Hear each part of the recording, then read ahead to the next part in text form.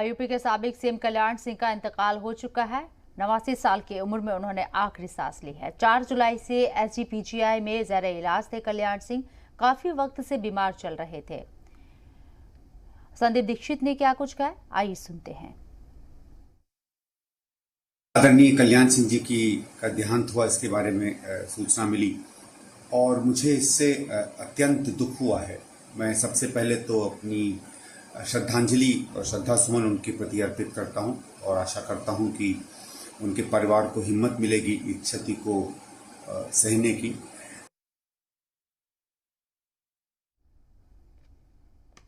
और कल्याण सिंह के घर के बाहर किस तरह का यहाँ माहौल है, लोगों का पहुंचना शुरू हो गया है, ये रिपोर्ट आप देखिए।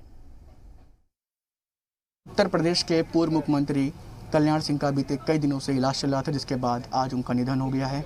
आप देख सकते हैं कि उनके आवास पर डिप्टी सीएम केशव प्रसाद मौर्य और इसके साथ साथ आवास पर उनकी सुरक्षा व्यवस्था बढ़ा दी गई है। साथ ही अभी डीएम आ चुके हैं, तमाम जिला प्रशासन से जुड़े तमाम वरिष्ठ अधिकारी भी हैं। सभी सुरक्षा व्यवस्था यहाँ पर आवास की बढ़ा दी गई है। इसके साथ साथ तमाम तरह की जो प्रोटोकॉल से बताया जा रहा है, मुख्यमंत्री भी अभी थोड़ी देर में यहाँ पर आ सकते हैं। इसके साथ साथ एक बड़ा ही दुखद आज रहा है। अब आने वाले दिनों में जल्द ही इसको लेकर के कोई प्रोग्राम तैयार होना और लगातार यहाँ पर वरिष्ठ लोगों के और भारतीय जनता पार्टी के वरिष्ठ नेता हैं, उनका आना जाना लगा हुआ है। तमाम वरिष्ठ अधिकारी भी लगातार आवास पर पहुँच रहे हैं। देख सकते हैं आप, उनके बेटे हैं ये, और ये केशव प्रसाद मौर्य जी।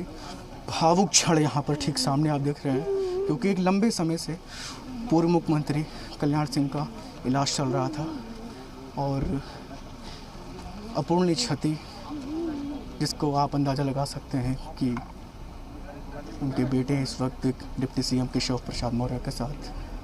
भावुक क्षण, लगातार एक लंबे समय से प्रयास चल रहा था कि उनको वे स्वस्थ होकर के, सबको उम्मीद थी कि वो स्वस्थ होकर के जल्द ही लोगों को मार्गदर्शन देंगे, जैसा कि डिप्टी सीएम केशव प्रसाद मौर्य जी ने भी यही कहा।